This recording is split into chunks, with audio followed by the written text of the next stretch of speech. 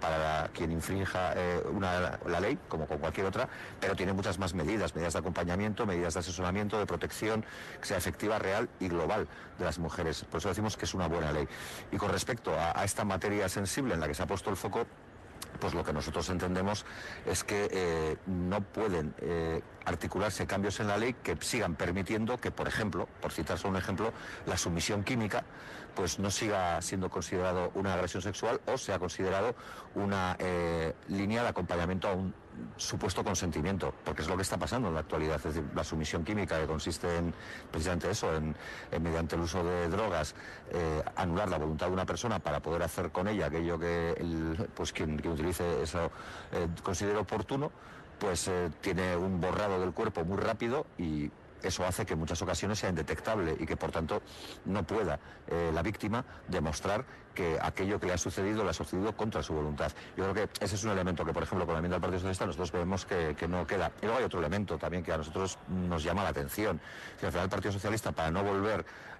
digamos, a la literatura de la ley anterior, la que hablaba de la agresión y del abuso, diferenciándolos y estableciendo penas diferentes para ambos, pues lo que hace es hablar de agresión con violencia y agresión sin violencia. Pero claro, yo creo que toda agresión implica un acto de violencia, sea más o menos evidente, más o menos visible, pero una agresión en sí mismo supone una violencia en cualquiera de sus formas. ¿Están ustedes negociando esa reforma directamente con el PSOE? ¿El PSOE se ha dirigido a ustedes? Nosotros hemos mostrado nuestra disposición. Nosotros hemos mostrado nuestra disposición a mejorar lo que haya que mejorar de la ley, pero sin tocar aquellos elementos que suponen, desde nuestro punto de vista, un avance cualitativo en la protección de las mujeres ante supuestos como los que estamos refiriendo, ¿no?, de agresiones sexuales. Entonces, a partir de ahí, nuestra disposición es plena, pero como digo, sin retroceder al escenario anterior, porque precisamente porque esa ley era incompleta, porque esa ley dejaba en una situación de indefensión a las víctimas de agresiones sexuales, por cuanto, como he dicho antes, tenían que iniciar un calvario para poder demostrar que habían sido víctimas de una agresión sexual. Es decir, no queremos que se vuelva a ese escenario anterior y creemos que con la enmienda actual del Partido Socialista existe un serio riesgo de volver al escenario anterior, y si esa ley era mala y por eso se hizo esta nueva ley para cambiarla, no tendría ningún sentido volver a la anterior. Otra de las noticias del día es el anuncio, la confirmación de las eléctricas, de las petroleras como Repsol, que van a recurrir el nuevo impuesto a sus beneficios. ¿Qué le parece? ¿Cree que prosperarán estos recursos?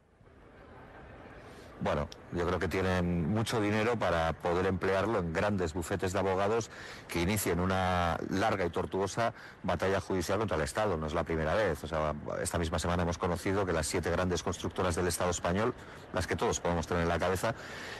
después de haber practicado durante 25 años una lógica de cártel para condicionar los precios y para hacerse con el conjunto de la obra pública, pues y tenían una sanción para no poder concurrir a concursos, pues gracias a un tribunal, en este caso la Audiencia Nacional, pues ha visto cómo se le levantaba ese castigo, esa condena. Por lo tanto, esto lo que demuestra es que las grandes empresas tienen mucho poder en el Estado español y tienen mucha capacidad de influencia, y seguramente intentarán hacer frente a este impuesto como a otras medidas que se han tomado, pero quien gobierna, si dice gobernar para las mayorías sociales, pues tiene que hacerles frente, porque si no se vive en un continuo chantaje. Porque además yo no creo, sinceramente, que ninguna de esas grandes empresas, ni eléctricas ni petroleras, vayan a quebrar por hacer frente a este pago. Más al contrario, viendo sus beneficios récord. Y esto sí es responsabilidad social, tanto que sea la responsabilidad social corporativa. Ser solidario, contribuir a las arcas públicas, dado que de ellas también te llevas buena parte en forma de diferentes subvenciones, de fondos europeos, de Next Generation y tal, no es, desde luego, nada malo. Lo que tendrían que plantearse es si se creen que su insolidaridad se puede tapar luego con la subvención a un club deportivo o con la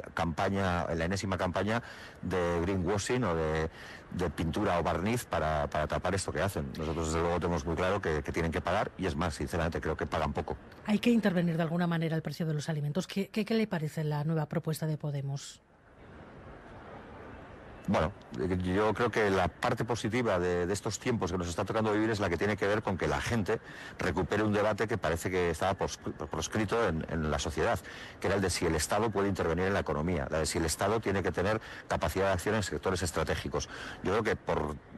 consecuencia de las realidades que hemos tenido que vivir con la pandemia, con la guerra de Ucrania, con la inflación, con el incremento de los precios de la electricidad, del gas, etcétera, pues la gente ha visto que si no hay un papel importante del poder público, estás sometido a los deseos de cualquier lobby, sea un lobby energético o de otro tipo, y que por tanto la intervención pública en la economía puede servir para evitar que se produzcan esas situaciones donde al final los ciudadanos y ciudadanas somos rehenes de sus voluntades de acumulación de dinero para repartir en bonus entre los grandes directivos, básicamente. Y por supuesto que en todo lo que tenga que ver con el refuerzo del papel público en la economía, nosotros vamos a estar de acuerdo, porque no difiere de lo que como Euskal Herria Bildu venimos planteando sistemáticamente, que es la necesidad de dotarnos de instrumentos propios, colectivos, participados, populares y democráticos para el conjunto de la ciudadanía que nos permitan pues garantizar vidas dignas para todos y para todas, garantizar el acceso a la electricidad, garantizar el acceso a cualquier de las necesidades básicas que garantizan que la gente pueda tener una vida digna. Esta semana se ha aprobado el salario mínimo interprofesional. Ustedes han propuesto un salario diferenciado por comunidades autónomas según la carestía de la vida en cada una. Aquí sería mayor. Teniendo en cuenta que cualquier alusión a soluciones diferenciadas suele destapar la caja de los truenos, ¿ve potencial a esta propuesta o no pasa de ser un desiderátum? A ver, yo creo que obedece al sentido común. O sea, nosotros lo que decimos es, con menos de 1.080 euros es muy probable que nadie pueda llevar a cabo una vida digna en ningún lugar de lo que se viene a llamar el Estado español. Seguramente será así, con menos de 1.080 euros, viendo el precio de los alquileres, el precio de la cesta de la compra, de los alimentos, etcétera, será imposible. Pero también es cierto que con 1.080 euros no se garantiza una vida digna en muchos de las realidades del actual Estado español, donde el precio de las cosas, el precio de un alquiler, el precio de la vivienda, el precio de los alimentos, el precio de la ropa, el precio del transporte es mayor. Y que por tanto lo que tenemos que hacer es fijar un suelo, una base, que permita que se pueda existir una prestación que garantice cierto nivel de dignidad a todos y a todas, pero a partir de ahí, para aquellos lugares donde ese suelo o esa base sea insuficiente, que los poderes autonómicos, en este caso la Comunidad Autónoma Vasca y la Comunidad Foral de Navarra, puedan situarlo por encima de ese umbral. Y creemos que es lo razonable, porque creemos que es la realidad a la que se enfrenta la gente de Euskal Herria en su día a día, cuando tiene que hacer la cesta de la compra, cuando tiene que pagar alquiler y ve pues que aquí los alquileres son más caros o que aquí el precio de las cosas en determinadas materias, en muchísimas materias, pues es más elevado que en otros lugares. Y eso es lo que nosotros hemos venido planteando y es el debate que siempre hemos puesto encima de la mesa y que vamos a seguir poniendo.